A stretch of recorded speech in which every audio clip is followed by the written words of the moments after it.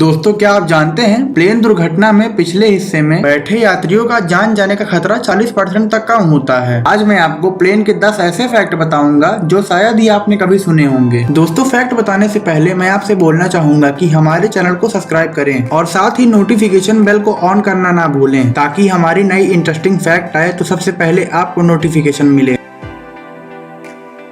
दोस्तों, क्या आप जानते हैं अधिकतर प्लेन को व्हाइट कलर का क्यों बनाया जाता है? दोस्तों, व्हाइट कलर सनलाइट को रिफ्लेक्ट करके दूर भेजता है, जिससे एरोप्लेन का टेम्परेचर नॉर्मल रहता है और व्हाइट कलर दूसरे कलर की अपेक्षा काफी हल्का और सस्ता भी होता है, जिससे फ्यूल की बचत होती है और व्हाइट कलर दूसरे कलर के प्लेन से ज्यादा विजिबल होता है। व्हाइट कलर का प्लेन दूसरे कलर के प्लेन से लगभग 450 किलो हल्का होता है। अगर प्लेन में कोई क्रैक हो तो व्हाइट कलर की वजह से वह क्रैक आसानी से दिख जाता है और व्हाइट कलर जल्दी खराब नहीं होता और व्हाइट कलर का एरोप्लेन आसानी से रिसेल भी हो जाता है। इन्हीं सब वजह से अधिकतर प्लेन व्हाइट बनाए जाते हैं।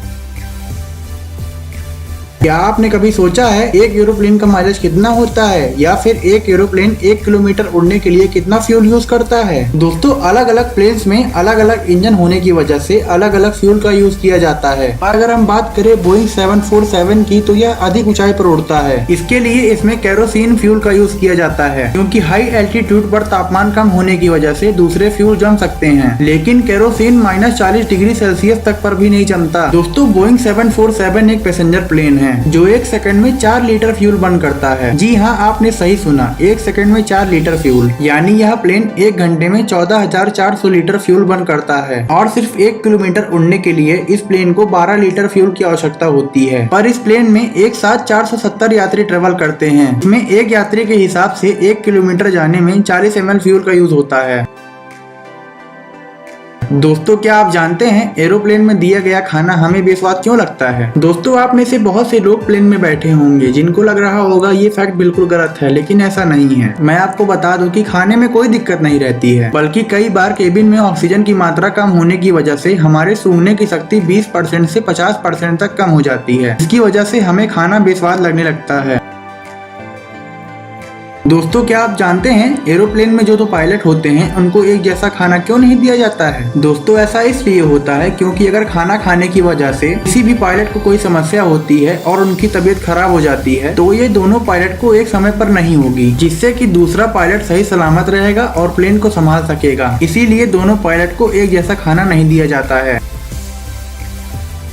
दोस्तों, क्या आपने कभी किसी हवाई जहाज के टायर की फटने की खबर सुनी है? दोस्तों, जो हवाई जहाज के टायर होते हैं वो बहुत ही मजबूती के साथ बनाए जाते हैं और इनके टायर इतने मजबूत होते हैं कि एक टायर 38 टन का वजन झेल सकता है और उससे 500 बार टेक ऑफ या लैंडिंग की जा सकती है। फिर उस जहाज के टायर पर नई ग्रिप चढ़ाई जाती है, फिर टायर का 500 बार इस्तेमाल किया जाता है। ऐसे ही उसकी ग्रिप को 7 बार तक बदला जाता है, यानी कि एक टायर का 3500 बार इस्तेमाल किया जाता है। और दोस्तों, हवाई जहाज के टायर में नाइट्रोजन गैस भरी जाती है। इसी वजह से बदलते टेम्परेचर में जहाज के टायर नहीं फटते और आसानी से टेक ऑफ या लैंडिंग की जा सकती है।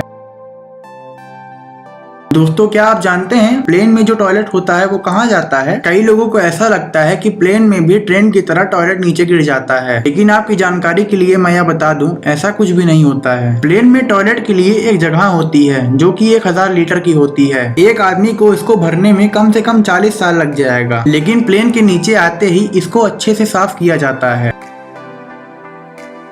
दोस्तों, क्या आप जानते हैं हवाई जहाज में उपलब्ध ऑक्सीजन मास्क में कितनी ऑक्सीजन मात्रा रहती है? दोस्तों, हवाई जहाज में उपलब्ध ऑक्सीजन मास्क केवल 15 मिनट के लिए ऑक्सीजन प्रदान करता है और इस दौरान पायलट विमान को एक सुरक्षित ऊंचाई पर पहुंचा देता है, जहां यात्री सामान्य रूप से सांस ले पाते हैं। दोस्तों, हमारे चैनल फैक्ट अनप्लग को लाइक करें और साथ ही सब्सक्राइब कर लें और नोटिफिकेशन बेल को दबाना ना भूलें, ताकि हमारी नई फैक्ट वीडियो आने पर सबसे पहले नोटिफिकेशन आपको मिले।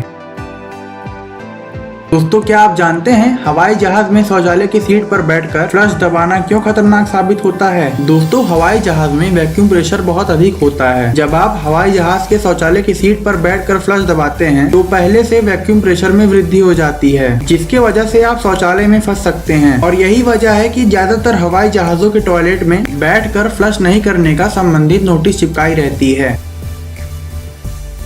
क्या आप जानते हैं कि हवाई जहाज में केबिन क्रू के लिए छोटे छोटे कमरे बने होते हैं। दोस्तों, लंबे समय की उड़ान के दौरान केबिन क्रू को किसी न किसी समय ब्रेक लेना पड़ता है और हवाई जहाज में उनके आराम के लिए छोटे छोटे कमरे बने होते हैं। ज्यादातर बोइंग 777 और बोइंग 787 विमानों में इस तरह की सुविधा उपलब्ध होती है।